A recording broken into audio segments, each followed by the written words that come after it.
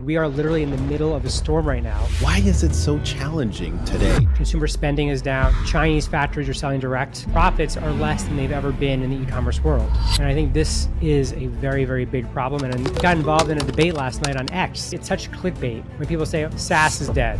E-commerce is dead. Amazon seller will not be a profession in 2026. It's like, that made me think. I'm like, let me bite into that for a second. Chad Rubin is an author and a top Amazon mastermind exposing how billion-dollar brands secretly dominate with AI. He's here to teach us how to build a resilient business built to win, like the big tech titans. I'm staring at a palm tree here in Miami. And I'm like, wait, why do we not change price? Uber surge pricing, Expedia, Airbnb. People have been doing this. It's just that it hasn't been done in the e-commerce space. What the heck is AI pricing anyway? Most brands actually don't spend a lot of time thinking about price.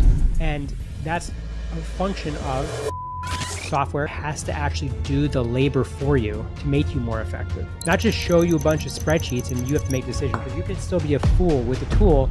You're still a fool. Where do you think we'll be in 20 years with AI? Everyone thought that AI was going to take away blue-collar jobs. It didn't. It's taking away white-collar jobs. Creating, reasoning, coming up with designs. Those are things that ChatGPT is very good at today. And I think over time, actually, what's going to happen is... Welcome to What the Tech, your gateway to business strategies and tech secrets shaping today's workplace. You know, Dave, it's really hot right now. There's a lot of AI that's not even real AI from what I'm hearing. There's some companies that are pretending to have AI and not delivering on the promise of it. So they're just taking an AI that's already built and white label it, put their own name on it, something Even like that? worse, even worse, even worse. We'll get into it with our guests. There's some companies that just last month, the FTC started cracking down on because they're not delivering on what they say their AI is doing. And we'll let our guest weigh in on some of that. So let's not hold back. Let's welcome to the show, Chad Rubin. Chad the Prophet. Hey, What's up, Chad. guys? Thanks for having me here. Excited. All right. Welcome. You know, Chad, we're glad that you made it today and that you could be with us. I'm glad you're here today because you're no stranger to the show. Chad, if somebody is clicking by through and they see this episode or they happen to hear, okay, there's this podcast episode going on, why should they listen to what we're going to talk about today? I don't know what we're going to talk about, but I can tell you that every time I'm on a podcast, I really want to challenge deeply held beliefs and help people see the world in a different way. So that is my intention. And so to leave this conversation either a better human or a better operator, and also have the audience leave a better human and better operator. Awesome. I love that. And our world, jumping into that, our world, we play in the e-commerce space, selling products online. That world has been changing rapidly and faster than a lot of people are used to, even for those that are in the brick and mortar space, having to adjust at how fast the pace has been I would say the last 36 months. What do you see right now as the greatest challenges for companies that are selling products online? Okay, so it's a big question. So specifically for D2C brands, there's a lot of problems. I think like overall, brands online are being attacked across their entire P&L. And that could be for various reasons. That's partly is because we have significant inflation happening in the United States. We have salary inflation, we have PPC inflation, we have China coming into the United States and selling direct to consumer. And so profits are less than they've ever been in the e-commerce world.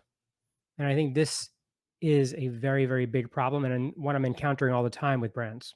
You can't stay alive if you don't make profits. And this year, two things happened that I never really thought I would imagine. We sell products for companies in the electronic space. One of our largest competitors went out of business, declared bankruptcy. The other, a manufacturer, they announced they were completely closing their entire consumer division of electronics because they did not find it profitable.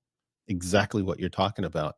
Why is it so challenging today? Is it that we're in an upheaval? Is it that we're in a new paradigm, new players? Why is it so difficult at this moment? So the COVID bubble happened. People over purchased inventory. Brands thought that e-com was going to be a larger percentage of overall retail sales. And then it just went back to the norm. So people overinvested in inventory, then liquidated it. Money was cheap. Now it's not.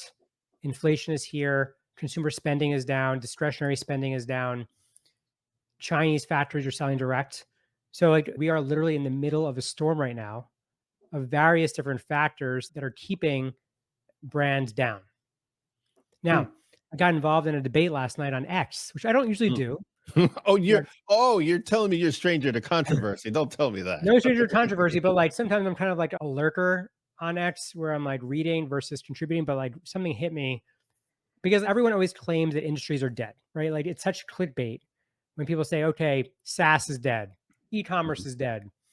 And so essentially this clickbait on X was Amazon seller will not be a profession in 2026. Hmm. And being an omni-channel brand or owning a Chinese factory will be the only profession left in e-commerce. And so I challenged it a bit because like that made me think. I'm like, let me bite into that for a second. Amazon sellers, first of all, have always evolved, right? I remember 20 years ago, I'm reselling, then I went to private label, then sellers had to evolve to become advertisers on Amazon. Amazon sellers are some of the scrappiest people that I know. Indeed. So essentially, this whole idea around like going omni-channel or about Chinese factories, like this is, in my opinion, a 2019 take. So I challenged it and doubled down on this idea that in 2024, 25, and beyond is generally be about leveraging data, leverage in itself, tech, and infrastructure. So essentially, what is changing is how Amazon sellers sell, Mhm. not the style of selling. Mm. Anyway, that's a long answer to the question, which is like, hey, there is a problem and there's guiding ways to actually do things better that challenge the status quo. I heard getting ready for the podcast, Dave and I came across a name that we had never heard of. A gentleman, his name is Clive Humby. Have you heard of that name? I have not. Clive Humby is a mathematician. And in 2006, he said Hmm. this: data is the new oil. Mm. And a raw commodity, once refined, would fuel the digital economy. Essentially, data is the new oil. And that is what's going to create the riches.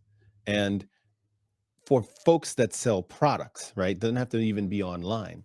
The data behind that selling activity is the gold, not even the product as much. It's the data that then gives you the leverage to create the gold that you need. What do you think about that statement? I agree 1,000%.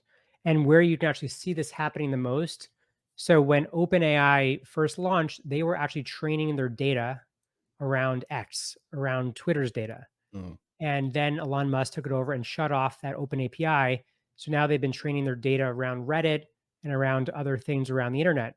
And so this whole idea around training around data, in order to actually create AI, you need to train it and you need the data to do it. I think it's so true. And the more data that you have, the more fact finding and patterns that you can supercharge to actually make better decisions, whether it's an LLM or whether it's actually your own e-commerce business. Interesting. Because AI can predict better than a human can. And you think that's where we're going with making decisions? You think AI will make the decisions, or they'll just make the predictions so that you can make the decisions? I think that we are now already, first of all, if you saw the recent launch of Claude, Hmm. they launched the new AI agents that I thought were a year out and now they're here today. So things are moving at a massive pace. And like we are already in this new frontier, right? It's kind of emerging, but it's already kind of here. Things are shifting. But I do believe that the old days of software where you just present somebody the data is going to die. And I think the new approach will be actually taking that data, solving problems for you, and doing cognitive operations that a human could do, deploying that to make you more effective. So we're moving from efficiency to effectiveness. I heard the ex Google CEO say something to this effect that we're heading in a direction. He said in the next 12 months, there'll be a huge new wave of AI that's going to do something to this effect. He said, imagine if TikTok were banned, and he doesn't believe that it's going to. But if it were, he says what you would do is you tell the AI, make me a copy of TikTok steal all the music, steal all the users, and then create a viral hit for me. And if it doesn't go viral, keep recreating it until it does go viral. And he says, you can essentially have your own programmer, and that's what he was calling it, that could do what you want in perpetuity without you going back in and reprompting it to do that action because it understands that's what you want it to do. That blew my mind away that we're at that stage where you could essentially have it create it and then, oh, that didn't work. Let me try this. Oh, that didn't work. Let me try that kind of thing instead of prompt Yeah. after prompt after prompt. Yeah, I think that's definitely where we are currently.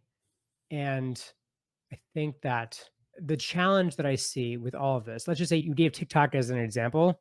This is actually a challenge that I see that I actually haven't figured out yet, right? Because the amount of content that people will be able to produce will more than 10x, Mhm. right? It might 30, it might 40, it might 50. Just like not only do you have text, like written text, on top of that, you have video and you have audio. Even the new Notebook LM from Google allows you to train it with information and you can actually create your own podcast around a topic. What? It's amazing. It's so cool. It's so cool. And it's Amazing. free, by the way. It's free. Oh my Now god. you're like, wait a minute. Now there's going to be enormous amount of content, more than 10x, more than 20. How are people going to consume this? Mm. Because the idea is that people's capacity to consume hasn't increased 10x, 20x, 30x, 40x. Like I still like pick and choose where I prioritize my time. And so how is this going to be? Like, I don't know if it creates chaos in a way. Well, it's certainly going to change the numbers on what is being consumed. I'm sure you've seen the numbers that YouTube now is beating all streamers and cable news and TV, linear TV on consumption, Mhm. somewhere in the 400 hours per month versus Netflix, which is crushing it based on their last earnings report, and somewhere in the 30s. And we've crossed essentially a new stream where YouTube, their consumption of content is greater than any TV network, any streamer at the moment. That's crazy that we're in that inflection point. Yeah, I might need to have AI to consume the content from AI and deliver to me in a succinct manner. I think that's what Claude or OpenAI had said that that's what they were going to do, allow you to go and summarize actual videos. You can technically do that now, but I think you have to transcribe it. I saw something that in the upcoming Yeah. releases, that's what they want to do, is to be able to summarize the video Mm. instead of pulling the transcript and then getting a summary. It'll go in and Yeah. check in the entire video. Yeah. I think the challenge then is like I have to train the AI so it has human reasoning that I care about, like pointing out the things that the thinking and the reasoning that I would care about versus what it would care about, and identifying those properties and then delivering it back to me in a way that I can consume it and it can stick. So, how are you training the AI? Will you have it go out to articles and publications that Chad Rubin has published on the internet and go back to everything that you as an individual have kind of put out there so it will learn how you think? Have you trained GPT at all through ChatGPT? Yep. So the same way that you would train a GPT, you train it around what you're looking for. And so you might put an article in there and be like, hey, these are the points that are important to me. This is why they're important. And now you're creating this training so that it can go out and replicate it. And over time, it'll get better. Those learnings compound. And then now you've got really valuable information that allows you to really clear out like signals versus the noise and really deeply understand the things that matter. Wow. It's coming at us so fast. Rolando and I were talking prior to recording, and one of the questions we wanted to ask is, where do you think we'll be with AI in 20 years? And I said, Rolando, maybe we want to think shorter term, 5 years. And Rose said, no, we need to think bigger, more long term, 20 years. And I can't even wrap my head around the next couple of months with AI. Where do you think we'll be in 20 years with AI? That's a really hard question to answer. And I think I can answer it with what I see happening right now. Everyone thought that AI was going to take away blue collar jobs, and it didn't. It's taking away white collar jobs. And those white collar jobs, for example, creating, thinking, reasoning, those are things that ChatGPT is very good at today. coming up with poetry, creating artwork and designs. Everyone thought it was going to be the plumbers and electricians. And I think over time, actually, what's going to happen is that you're going to have these humanoids. This is the Tesla robot that's been created that will technically have AI embedded and be able to do blue collar tasks too. Mm. Everyone's going to have, like, right now, my family has 2 cars for 2 people. I know families in Florida that have 3 and 4 cars for maybe a slightly bigger family. There will be multiple robots at a family helping, getting work done or doing the menial tasks that nobody wants to do. That's iRobot. What you're talking about is the iRobot movie with Will Smith. Sure, I see it. I mean, if you look at right now, the Tesla robot, it's actually the Optimus is very impressive, and it's only like the first iteration. And I can just see where this is going. I think this is in 5 years. So to try to predict 20 is very hard for me because, like, what I see happening in 5 years is very, very disruptive. Well, imagine that you have somebody in your home doing chores, right? An iRobot, they cook, they clean, they do errands for you. There are pieces of this right now in place. So, we talked to Dr. Arsha Khan last year, and she's in the robotics industry, and she's deploying robots in nursing homes for folks that have advanced Alzheimer's, dementia. And she's told us that the results they're getting in nursing homes, it's amazing that robots don't get sick. They don't stop working for the most part. And what we think of people interacting with robots, that it's some cold thing, it's just plastic and metal. She said that the patients, they have better outcomes because now they're more engaged, they're talking. Hmm. There's not a nurse or a person that gets frustrated because they're repeating themselves. Pieces of it already are in play today, not full on like where Elon's going, but some of it's already into society in different places and different forms. Let me show you on a micro level. Okay. So I am pre diabetic. And so I am wearing a continuous glucose monitor right on my arm. And this technically is a sense of like transhumanism. And so what it's doing is there's a prick in my arm, there's a needle in my arm, and it's reading and reporting out my glucose levels to my phone. And it's doing this every couple minutes. Hmm. Like, this is unheard of. Right? If it can happen like this currently, imagine what's going to happen in 5 years with the technology that's being produced. Yeah, there'd be many other things, right? Tons of other things. Like glucose, this is just a small part. Like, I just want to understand how glucose is affecting inflammation in my body. Inflammation affects your life longevity. And so all of this is going to be crunching data, like going back to data is the new oil. This company that's reading all my data right now has significant amount of data to now then go back and improve outcomes for humanity. Wow. We've touched on all the good things that AI is doing. I know you're fired up about how folks claim to be using AI. And I alluded that in the intro, how FTC's cracking down on companies that are saying they're doing AI and they're going to deliver certain things using AI and not actually doing it. I know you're really fired up about that topic. Why are you so fired up about that? I'm fired up because, well, firstly, I invested 2.4 million to build my own AI internally at Prophecy. So we're an AI first, AI native company. And then when you look in our space, when AI came out, everyone just changed their headline of their H1 tag in their website to say AI this or AI that. And it's very, very misleading. So it's almost like you look at a cereal box, Honey Bunches of Oats or Lucky Charms, and it says gluten free on it. And it says, I don't know, healthy or like all the fiber you need or paleo or whatever word that they use, buzzword, and it's actually not good for you, right? You have to go back, look at the nutritional facts and see that it's actually horrible for you. So in that same vein, you have people that are using the word AI. It's all hype. So they're Mhm. just saying that they've got it without the tech to back it up.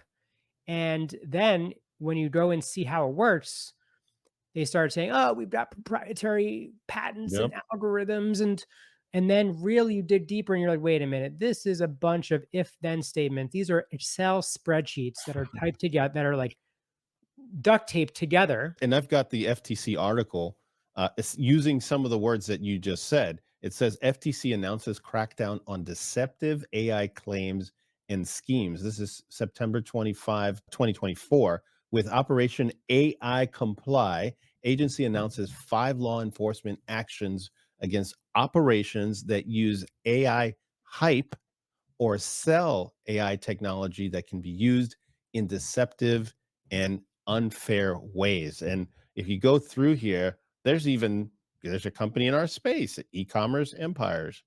There's FBA Machine and a few others, but exactly what you're saying, that a lot of hype and not real AI. I think people are get wrapped up in like thinking we could just trick people to thinking that AI, and it's a real big warning for a lot of companies that maybe think they're going to make a quick buck and the feds aren't watching this.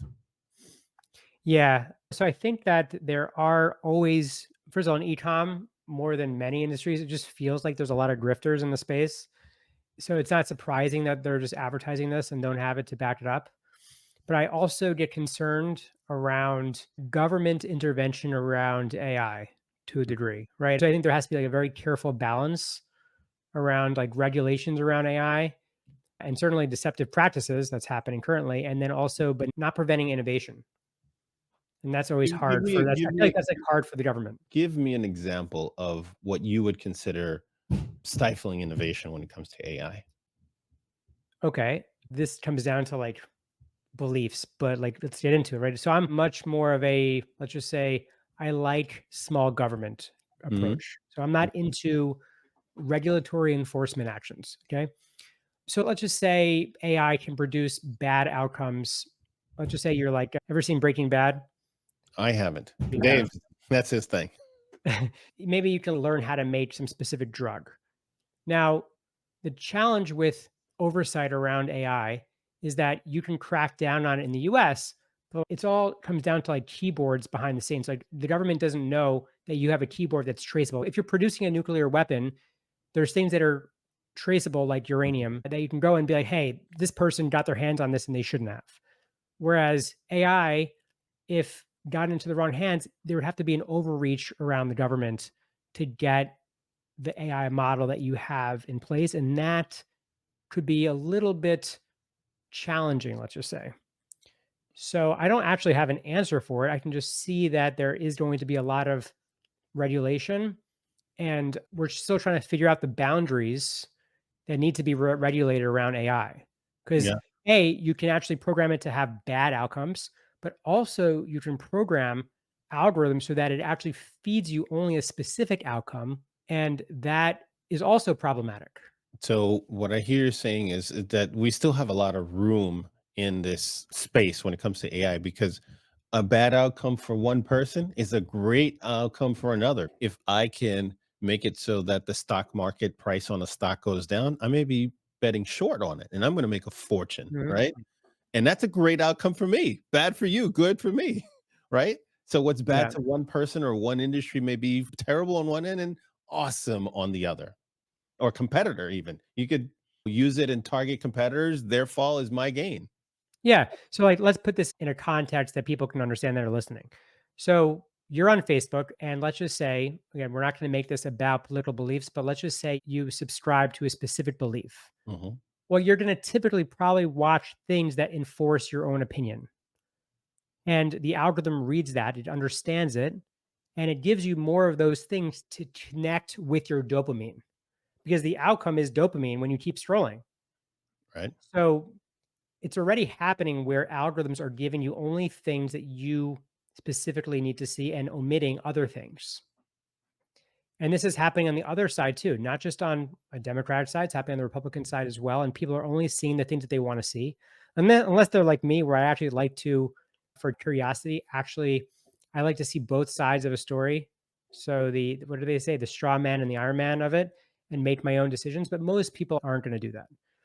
And so my algorithm, my surfing on the net is very different than I think most people's. But anyway, regardless of that, it's already doing that, right? It's already hitting your dopamine and it's already having outcomes that we actually didn't even think we're going to happen in Right. society. I think we're still early with social media. And you think of the evolution of humans, right? We've been around a long time, and TV and now social media, it's a blip on the radar screen in terms of evolution. We do know what it does for some people, what it does for businesses. Again, it is a tool. I think a lot of people, when it comes to social media, have very hot button opinions. Can it be bad? Yes. Can it be good? Yes. Can two things be true at the same time? Yes. Yes. And, everybody has their own feelings around it. And I don't know if there is a right answer, but there certainly should be some kind of safeguards around it, especially if it has the potential to cause harm to the public. My take is I know that there's going to be negative consequences, like everything has positive, negative consequences, and that's all good. But this train is already in motion, and I Mhm. am fully on it because I'm not missing out on this. We are living in a very special moment in time, and I want to capitalize on it.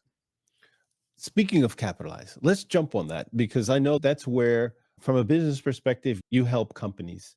And one of the things that you do is not just AI pricing, but you know what? Let's step back for a moment. For those that have no clue, because there's people that are in the space and kind of understand it, some people don't, they've never heard of it. What the heck is AI pricing, anyways? It's Uber surge pricing for e-commerce brands. So really, what does Uber do? Uber takes signals like weather patterns. And so they'll say, hey, it's raining. All right, there's less black cars available. There's a lot of people, they just got off a flight, and we're going to essentially slowly increase pricing because we know that there's a profit opportunity that we can leverage for financial gain. And so we do that. We dynamically change price to really match the customer's willingness to buy with the value that you're offering. And so we change pricing to maximize specific intentions for brands, whether it's revenue, profit, or velocity, using price as the lever. And you're saying companies like Uber, and they're not the only ones that use this technology. Oh, Amazon uses technology, and others have been using this technology for years. So, Airplanes, Expedia, smart pricing with Airbnb. People have been doing this. It's just that it hasn't been done in the e-commerce space. There are some. I was reading an article. I have not run across this word, and maybe you have. Surveillance pricing is the term that I've run across getting ready for this. Mm, Surveillance pricing. And so that has a different connotation, just the name, without even telling you what it is. Surveillance sounds big brotherish and, oh my goodness, they're watching me. And words matter, right? But that's the phrase being thrown around.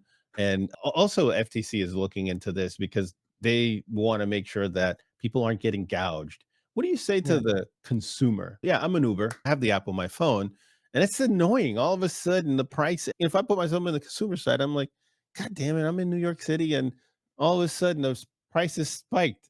Maybe I'm going to walk instead. I don't want to pay that Yeah. fee. Consumers have a choice. So let's just use Uber as an example for now. First of all, the prices don't always increase. Sometimes they decrease. So it's based on demand and based on supply and a whole lot of other factors that are signals that are driving this. So the interesting thing about taking an Uber is that you have options. Like you can take an Uber, you can take a Lyft, you Mhm. can take a Via, you can take a taxi, you can walk, right? So there's other options that you can take. And so you have the choice of how you want to spend your money. To me, the reason why I launched Prophecy was you look at Wall Street, you look at hedge funds or quant hedge funds are leveraging this in the financial markets, right? So they're exploiting inefficiencies. And we're just doing that same thing in the Amazon marketplace environment. And the interesting thing is, financial markets are not efficient. This is how people actually earn their alpha or make money on financial markets, is that they realize it's not efficient. And this inefficiency stems from behavior because people don't make efficient decisions. So then you look at Amazon and you look at all these signals, even just for a click through rate on Amazon, you have to look at 7 different factors to make a decision. And so shoppers aren't making efficient decisions. And they're not making rational decisions when they click onto something. And if they're not processing information perfectly, that becomes an opportunity to exploit for financial gain. Hmm. And so when you say, hey, what do consumers think? Well, this is great for consumers because, like, when nobody is shopping or when it's very low in demand, there's an opportunity for lower prices. So it's not just that prices go up, prices go down. Prices go down. We were looking at a report from, I think it was Jungle Scout, related to Amazon sellers. This said in 2024 that there was 34% of Amazon sellers that weren't experimenting with pricing strategies at all. Why do you think so many sellers are avoiding this? And how can tools like Prophecy help overcome hesitations like this? First of all, like most brands, the way they price stuff on Amazon, they look at the marketplace, they see what everyone else is offering, they copy the price that perhaps copied their price, and they go slightly lower. And they leave it there, stagnant, stable, forever. Maybe they run a coupon here or there. And so there's a few things that are happening on Amazon specifically, is that Amazon is very good at sleight of hand. And I don't mean to say this in a negative way, right? Amazon just guides the behavior that they want their sellers to achieve. So instead of focusing on price, they of course want you to have the lowest price, but they want you to focus on spending more through advertising spend. They want you to make better listings.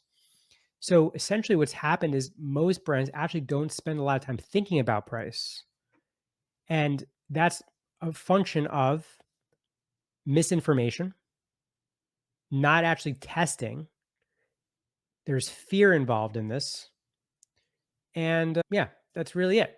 So now that you have Prophecy, which is already testing this at scale and using AI to understand, well, how does Amazon react to price changes?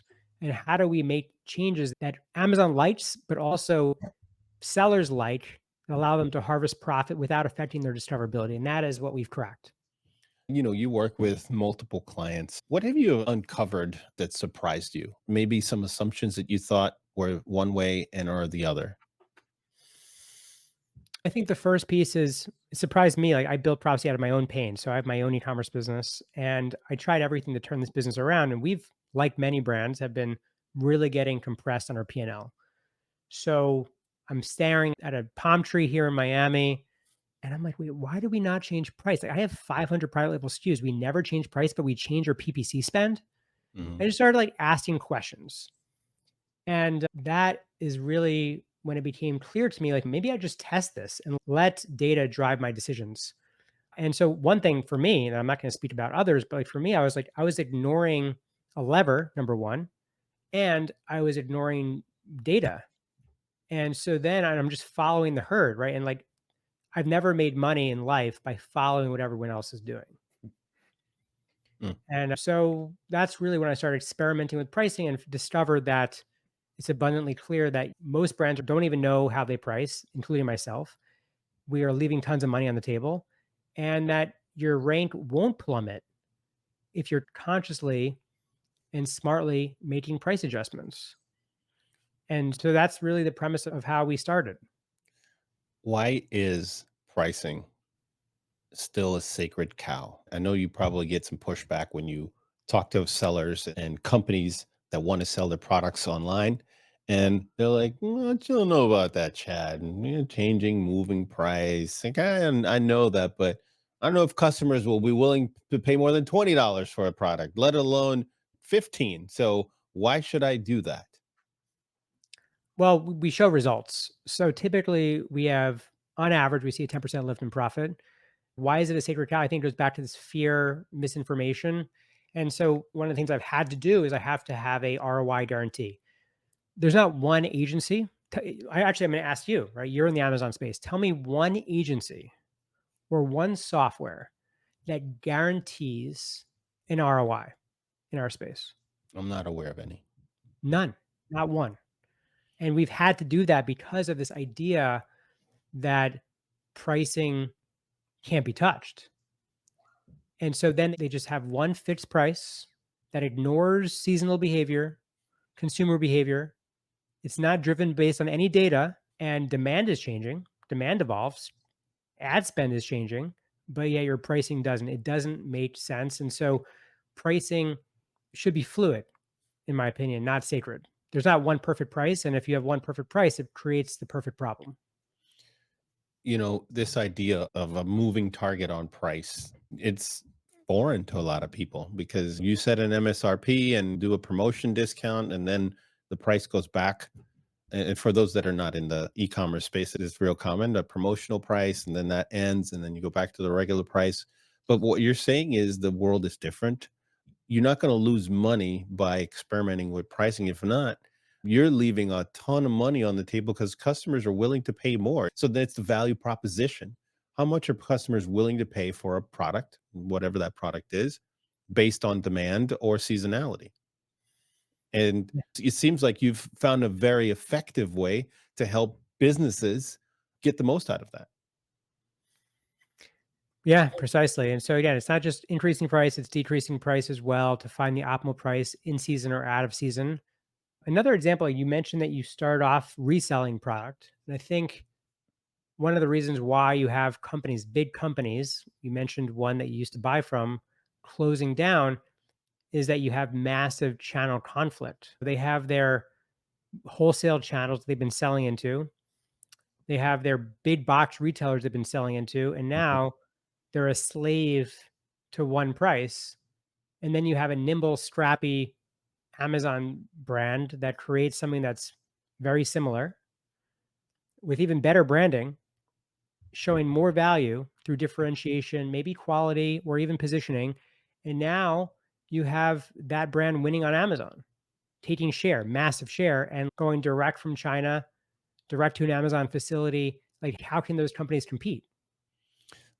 Big companies have a harder time on Mm. Amazon because in talking to somebody like James Thompson, he said something that to me was it blew my mind.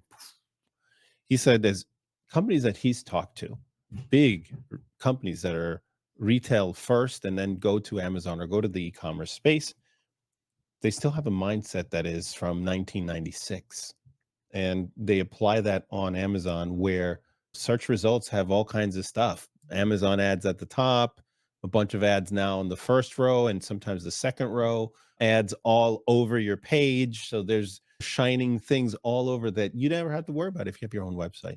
You never have to worry about hijackers on your own website. You never have to worry about something happening on your listing and all of a sudden it goes dark for no fault of your own just because some silly word appeared and the bot thought it was something else. All these factors, when you think about most large companies that have a transition over to Amazon or try to play in the Amazon space, they try to do the heavy lifting with just a handful of people that clock in 9 and leave at 5. The problems don't end at 5 o'clock No. on Amazon, and they continue through the weekend.